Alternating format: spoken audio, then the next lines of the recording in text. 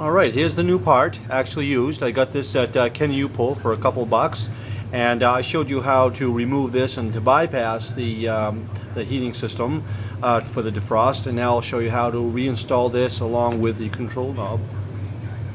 Alright, now that we have the new part, let's go ahead and pull this panel off just like in the last video. This just pops out, this whole faceplate.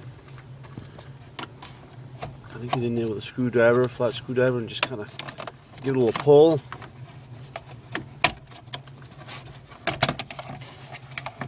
And pull that right out of there.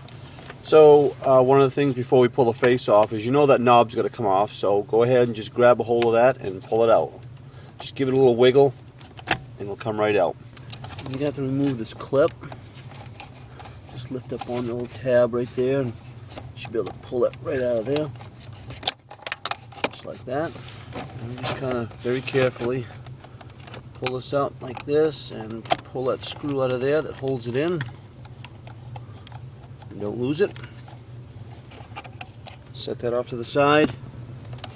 So once you get that screw out of there, all you have to do is you have to turn this whole unit to the right and they'll unlock it and you can pull it right out of there, and there it is. Now I just can't get this shot, but the cable goes down, and right behind this metal bracket there's a little plastic clip, okay, that you can just lift up so you can get that cable out of there. Once you've done that, you should be able to pull that mechanism right out, just like that. Now let's just take the new one and feed it right back down through the same place.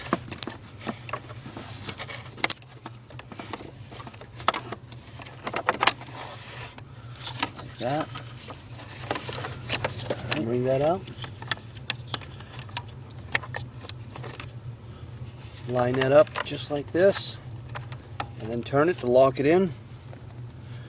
Take the screw.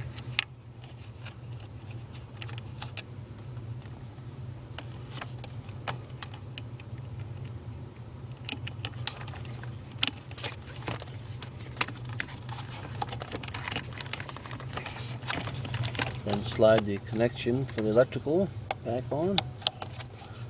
Snap that in. And just go ahead and snap that back into position. Just line that up. Snap it on like that. And take the knob. There we go.